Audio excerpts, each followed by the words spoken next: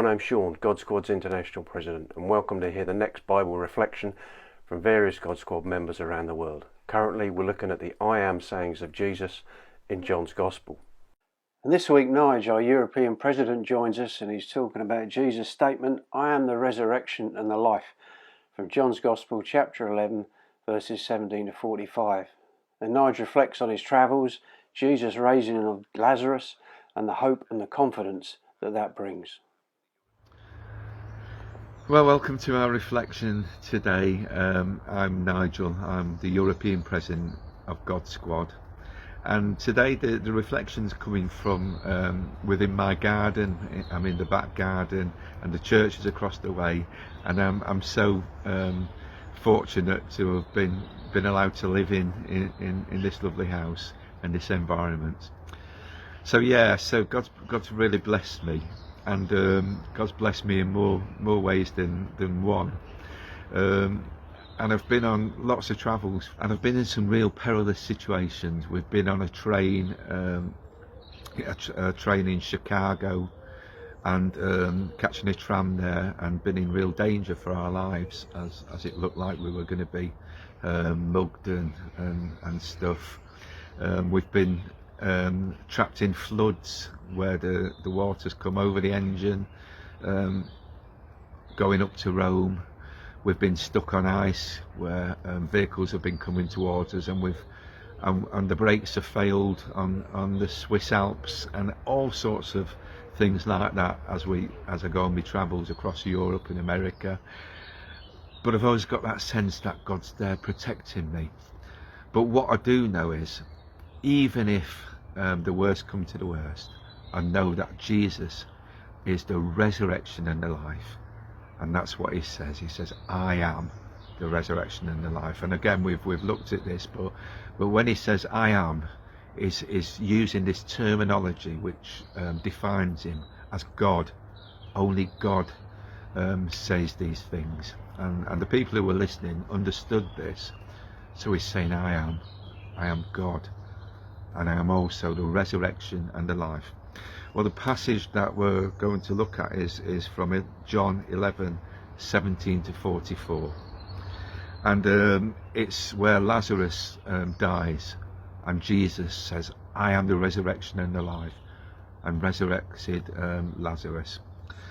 So Jesus, Mary came to Jesus initially just before this passage and says, look, my brother's sick, can you come? And Jesus didn't come. He stayed for several days.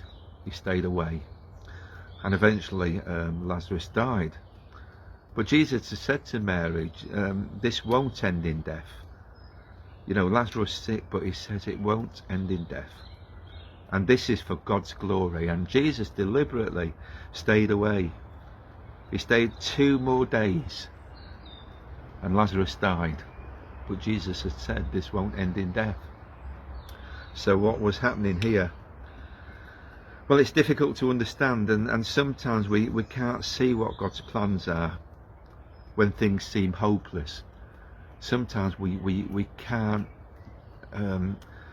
understand what God's plans are. What is God doing in some situations, some difficult situations which we all go through? But I think I'm assured that God is working in our difficult situations, in those occasions when things are hard. And so Jesus stayed away for 2 days, and then he came, and Lazarus had died. And Jesus said, I'm going to wake him up. But he was dead. He'd been in the tomb 4 days. He was dead. And he says, you can't disturb him. He'll be basically stinking now. He'll be rotting. But Jesus says, no, I'm going to wake him up. And he was dead, there's no doubt about it.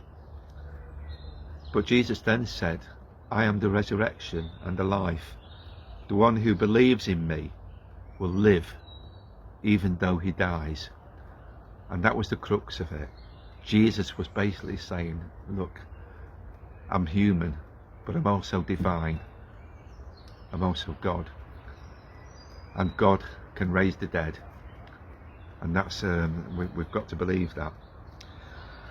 So Jesus went, and as he approached the tomb, he was deeply moved, it says. And Jesus, the shortest passage in the Bible, Jesus wept. And it shows Jesus' humanity. It shows us he wasn't pretending to be human. He was fully human. And it gives us hope because he understands our struggles. He understands the things we go through. He's been through it himself. And if we're going through tough situations, Jesus has been there. If we've got pain, Jesus has suffered it as well. Jesus cried because his friend had died. Even though he knew this was going to happen, he was still deeply moved, deeply hurt, and wept bitterly. So Jesus went there, and Jesus had said, this isn't going to end in death.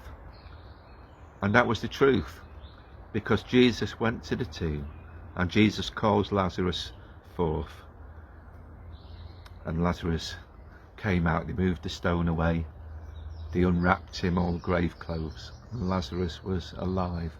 This was a real resurrection. So it was a sign which drew many to God. And so the purposes of this really was to glorify God. The people didn't understand, but that was the purpose, that was the reason. And sometimes we don't understand, but there's a reason, and it might be a higher purpose. So Jesus resurrected Lazarus. Well, from this and from what I take from this is that Jesus has compassion and humanity. He knows our struggles. He cares for us.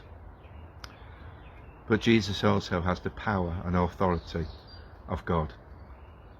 Jesus has power over death, and for me, when I'm riding the bike, I know that's true, and it gives me real confidence. So even if worse happens, Jesus has power over death. And sometimes there's a bigger plan of salvation. Mary believed, and this account of Jesus was spread among many. People came to see Lazarus, and Lazarus would have been telling this story. Yeah, I was dead, but now I'm alive.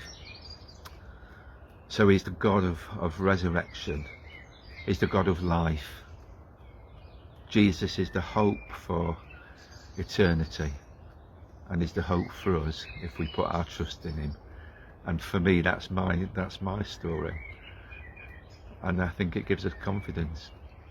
So be blessed.